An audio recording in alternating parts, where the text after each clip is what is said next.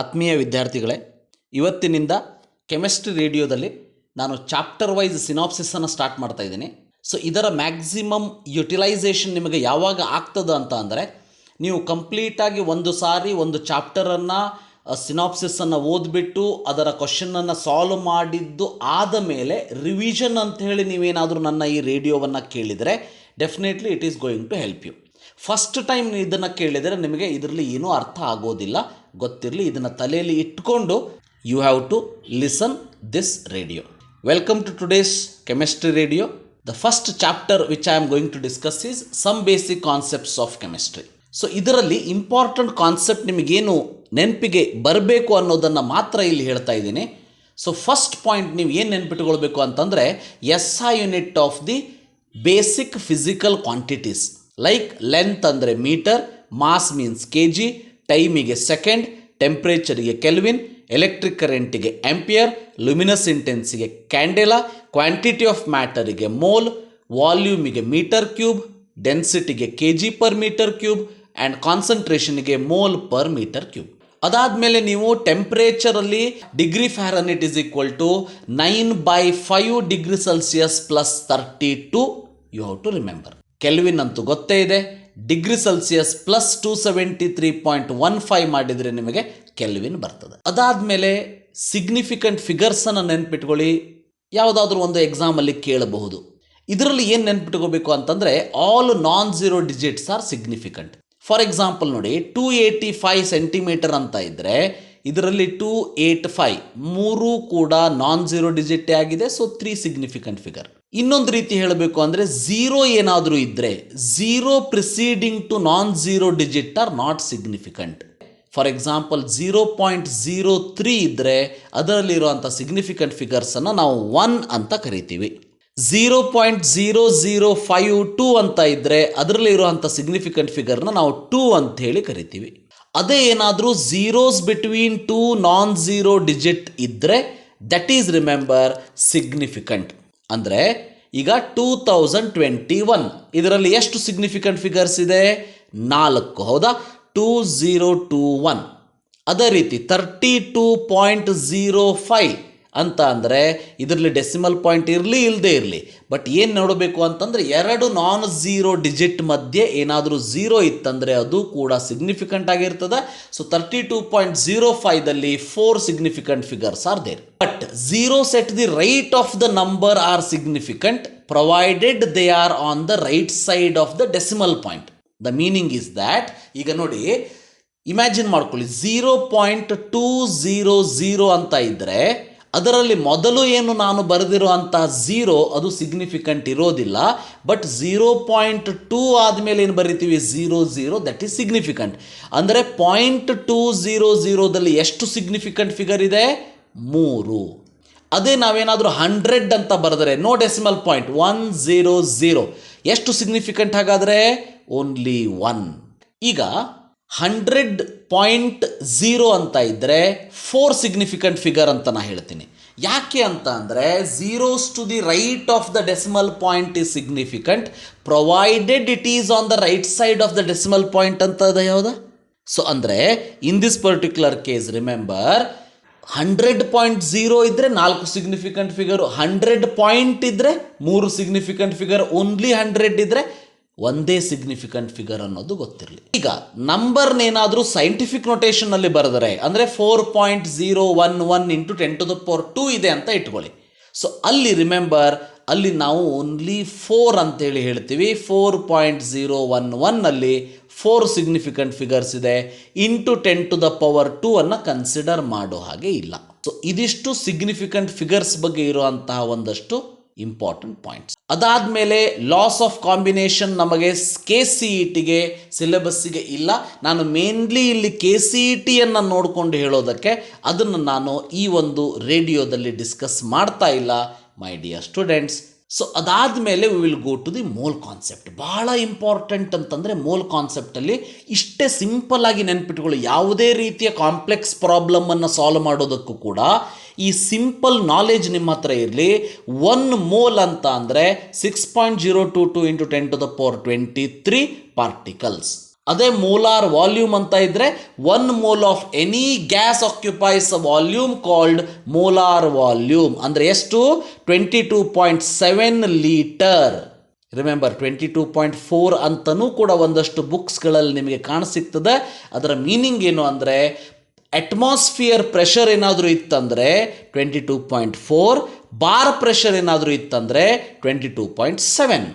So generally 22.7 ಅಥವಾ 22.4 ಯಾವುದನ್ನು ತಗೊಂಡ್ರೂ ಕೂಡ ನಿಮಗೆ ಕಾಂಪಿಟೇಟಿವ್ ಎಕ್ಸಾಮಲ್ಲಿ ಅಷ್ಟೊಂದು ಡಿಫರೆನ್ಸ್ ಆಗೋದಿಲ್ಲ. ಮುಂದೆ ಅಟಾಮಿಕ್ ಮಾಸ್ ಅಂತ ನಾವೇನು ಹೇಳ್ತೀವಿ, ಅಟಾಮಿಕ್ ಮಾಸ್ ಡೆಫಿನಿಷನ್ ಇವೆಲ್ಲವನ್ನು ನೀವು ಬೈಹ್ಯಾಟ್ ಮಾಡಿ ನೆನ್ಪಿಟ್ಕೋಬೇಕಂತೇನಿಲ್ಲ. ಏನು ನೆನ್ಪಿಟ್ಕೋಬೇಕು ಅಂದರೆ atomic masses of some elements. ಹೇಗೆ?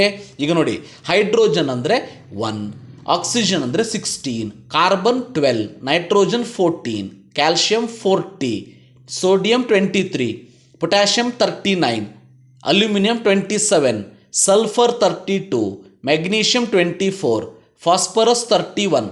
ಈ ರೀತಿಯಾಗಿ ನೀವು ಈ ಒಂದಷ್ಟು ಅಟಾಮಿಕ್ ಮಾಸನ್ನು ನೆನ್ಪಿಟ್ಕೊಳ್ಬೇಕು. ಈಗ ನಾನು ಒಂದು ಟೇಬಲನ್ನು ಹೇಳ್ತೀನಿ, ಯು ಜಸ್ಟ್ ಇಮ್ಯಾಜಿನ್. ನಿಮ್ಮ ಇಮ್ಯಾಜಿನೇಷನ್ ಪವರ್ ಹೇಗಿದೆ ಅನ್ನೋದು ಗೊತ್ತಾಗಲಿ ನಿಮಗೆ. Just imagine. ಸೊ ಅಂದ್ಕೊಳ್ಳಿ, ನಿಮ್ಮ ಲೆಫ್ಟ್ ಸೈಡ್ ನೀವು 1 ಮೋಲ್ ಅಂತ ಬರೆದಿರ್ತೀರಿ. ಆ 1 ಮೋಲ್ ಯಾವುದಕ್ಕೆ ಈಕ್ವಲ್ ಅಂತ ಅಂದರೆ ಅವಗೆಡ್ರೋ ನಂಬರ್ ಆಫ್ ಪಾರ್ಟಿಕಲ್ಲಿಗೆ equal. 1 mole is nothing but Avogadro particle. 1 mole is nothing but molar mass. 1 mole is nothing but 22.7 liter volume. 1 mole of any substance having Avogadro number, 1 mole of anything will have a mass equal to molar mass. 1 mole of any gas occupy a volume called molar volume, that is 22.7. ಹಾಗಾದರೆ ಇದನ್ನು ಇನ್ನೊಂದು ರೀತಿ ನಾವು ಹೇಳ್ಬೋದು. ಈಗ 22.7 litre occupied by what is the amount of substance ಅಂತ ಕೇಳಿದರೆ that should be molar mass. ಅಥವಾ ಎಷ್ಟು particle of the gas, how much particle of the gas occupies 22.7 litre ಅಂತ ಅಂದರೆ that is Avogadro number of particles. ಒಂದು ಎಕ್ಸಾಂಪಲ್ನ ಹೇಳ್ತೀನಿ ನೋಡಿ. ನಮ್ಮ ಮುಂದೆ ವಾಟರ್ ಇದೆ, ಇನ್ ದ ವೇಪರ್ ಫಾರ್ಮ್ ಅಂತ ಇಟ್ಕೊಳ್ಳಿ.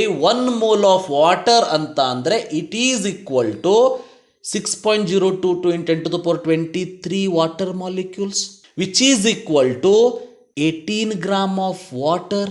Molecular mass of water is 18, ಹೌದಾ? That is equal to vapor of the water, 1 mole of the vapor or 1 mole 6.02 × 10⁻23 molecules of water or 18 gram of water occupies what is the volume? 22.7 liters of volume. ನೆನ್ಪಿಟ್ಕೊಳ್ಳಿ. ಇದೇ ರೀತಿ ನಾನು ammonia ಅಂತ ತಗೊಂಡ್ರೆ 1 mole of ammonia is equal to 17 gram. 17 gram is equal to Avogadro number of particle. Avogadro number of particle or 17 gram or 1 mole of ammonia occupies the volume called 22.7 liter, that is molar volume. ನಮಗೆ ಯಾವುದೇ ರೀತಿ ಪ್ರಾಬ್ಲಮ್ಸ್ಗಳು ಬಂದಾಗ ನೆನ್ಪಿಟ್ಕೊಳ್ಳಿ, ಈ standard ಏನು ಅನ್ನೋದನ್ನು ನೆನಪು ಮಾಡಿಕೊಳ್ಬೇಕು. 1 mole Avogadro number, molar mass, 22.7 litre volume. ಇದನ್ನು ನೆನಪು ಮಾಡ್ಕೊಂಡ್ರಿ ಅಂತ ಅಂದರೆ you can solve any type of question here. ಇದ್ರ ಜೊತೆ ಇನ್ನೊಂದು ಪಾಯಿಂಟನ್ನು ನೆನ್ಪಿಟ್ಕೊಳ್ಳಿ, ಮಾಸ್ ಪರ್ಸೆಂಟನ್ನು ಹೇಗೆ ಕ್ಯಾಲ್ಕುಲೇಟ್ ಮಾಡೋದು ಅಂದರೆ percentage of the element present in the given compound.